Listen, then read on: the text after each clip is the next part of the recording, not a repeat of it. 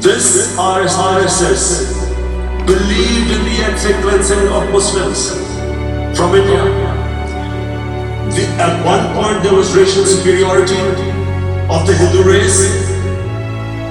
Secondly, it was hatred for the Muslims and for the Christians, because they believed that this golden age of Hindu civilization was stopped because of Muslim rule centuries back and then the British rule of India.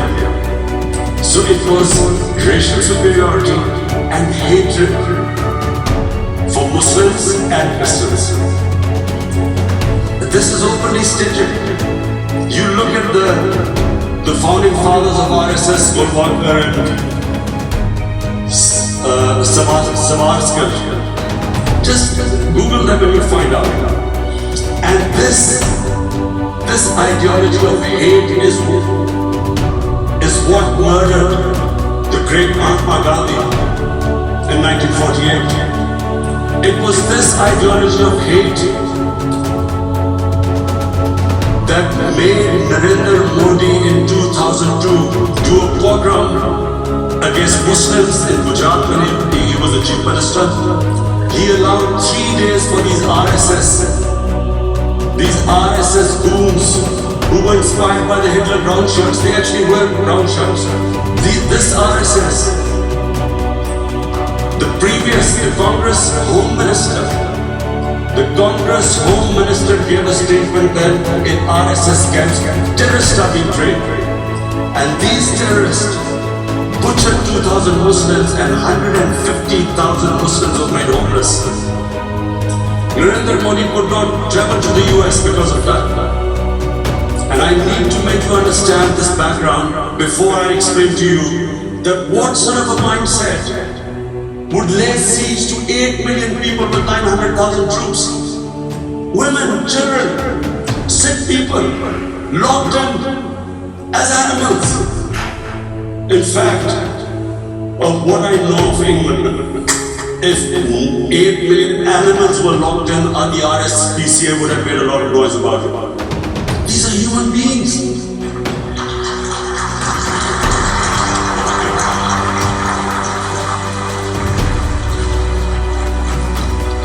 And Mr. President, what comes with racial superiority, these illusions of Aryan superior race, is arrogance. The two go together.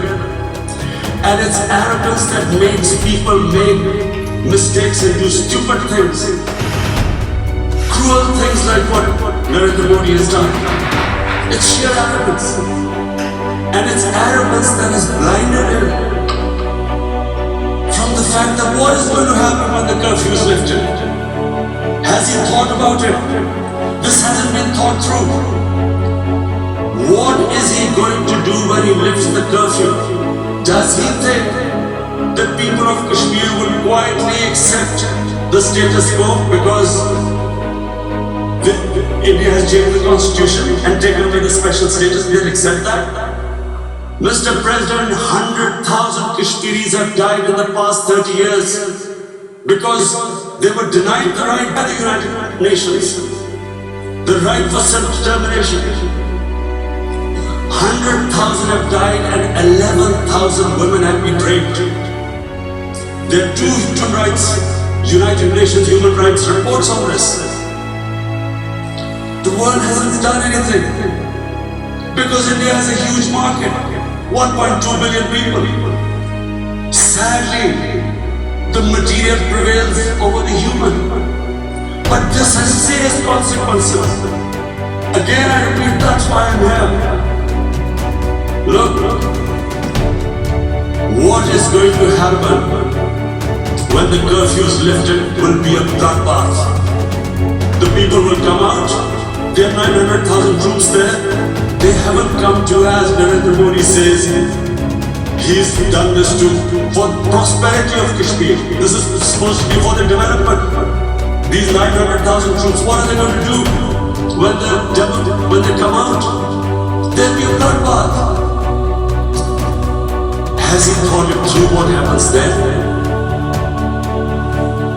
Mr. President, has anyone thought that what happens when there is a bloodbath? What do you think the impact will have on people of Kashmir? What do you think they will think?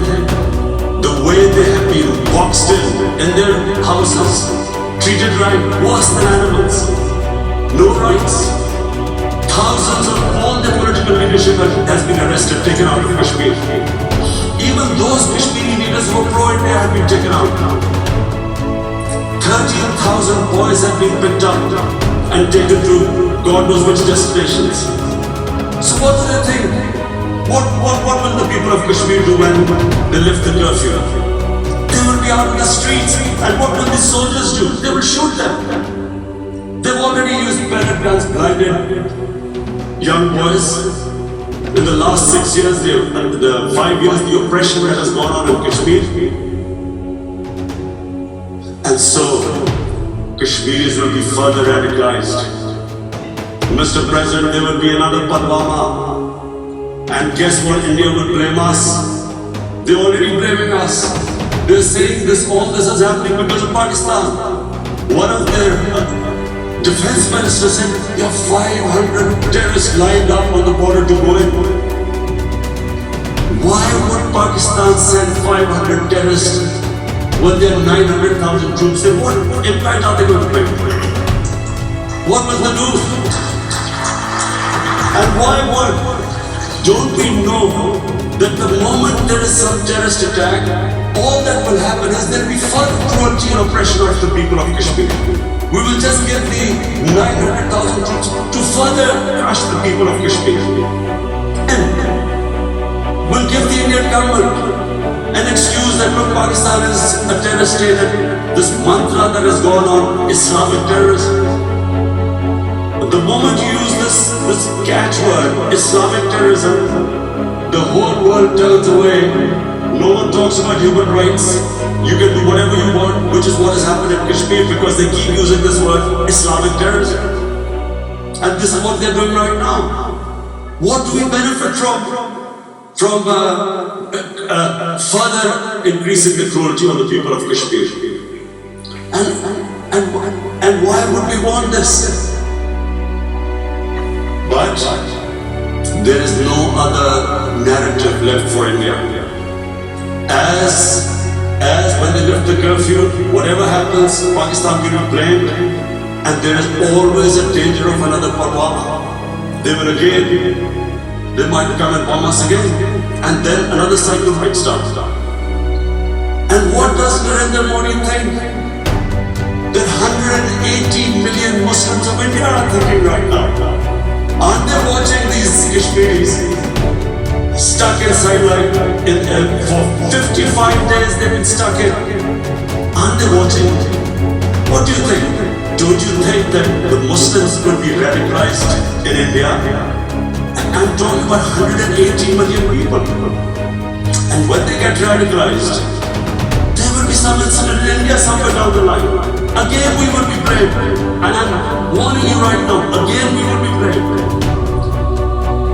And Mr. President, what about 1.3 billion Muslims who are watching this? And they know that it is only happening in Kashmir because they're Kashmiri Muslims.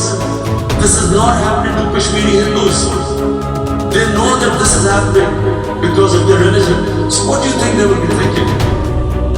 What do you think the Jewish community would think if they were, forget 8,000 Jews stuck like this?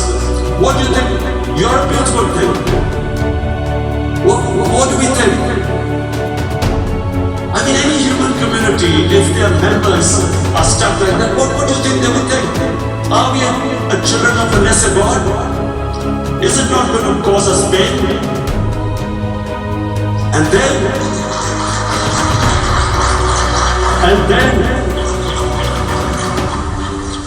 then I'll tell you what will happen. People will, in the 1.3 billion Muslims, someone will pick up arms. I know we've been brought up with films Western films, this good, decent guy doesn't get justice. He decides to pick up a gun and start seeking justice. There was a film made in New York, famous film called Death Wish. This guy gets mugged by his family, his wife gets killed or something, can't get justice. He picks up a gun and he goes around shooting muggers, and the whole cinema cheers him on. So what do you think the Muslims are thinking right now? If there is a bloodbath, there will be Muslims becoming radicals, not because of Islam, but because of what they will see, that there is no justice when it comes to Muslims. There were Rohingya Muslims, Myanmar, God knows, almost 1 million people out, ethnic cleansing. What was the response of the world community? So what do you think will be the response of 1.3 billion Muslims? I pictured myself. I'm in Kashmir. I've been locked up for 55 days. I've heard about the raids, Indian army going into homes, soldiers.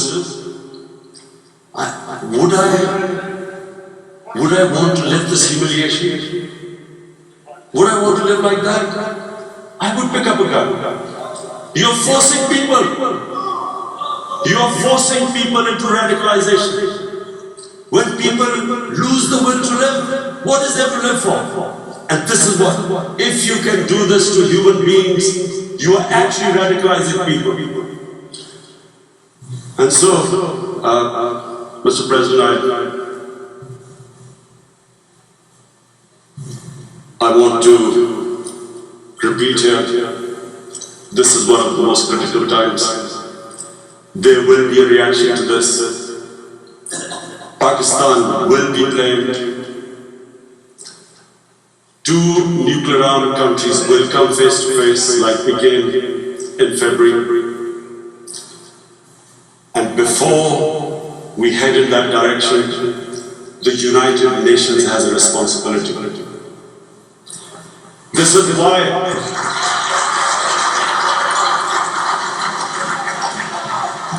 why the United Nations came into being in 1945.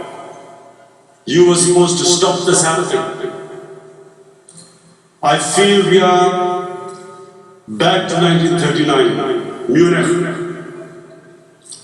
Czechoslovakia has been taken, annexed.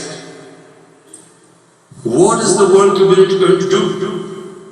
Is it going to appease a market of 1.2 billion, or is it going to stand up for justice and humanity?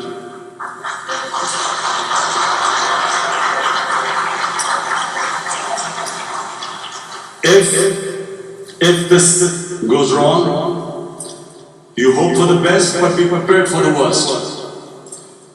If a conventional war starts between the 2 countries,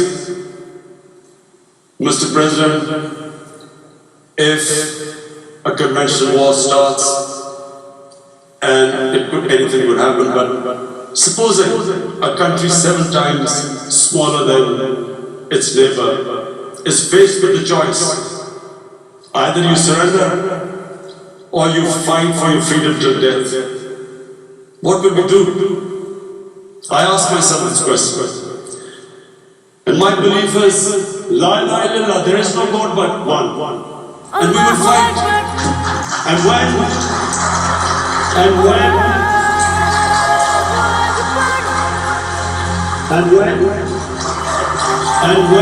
a nuclear-armed country fights to the end, it will have consequences far beyond the borders. It will have consequences for the world, which is why I repeat I'm here. Because I'm warning you, it's not a threat. It's a fear, worry, that where are we headed? And I've come here to tell the UN, you've got to, this is a test for the United Nations. You are the one who guaranteed the people of Kashmir the right of self-determination. They are suffering because of that. And this is the time not to appease like in 1939 when appeasement took place. This is the time to take action. And number one action must be that India must lift this inhuman curfew, which has lasted for 55 days. It must free all political prisoners, and especially those 13,000 boys that have been picked up. Parents don't know where they've disappeared. And then the world community must give the people of Kashmir the right of self-determination. Thank you.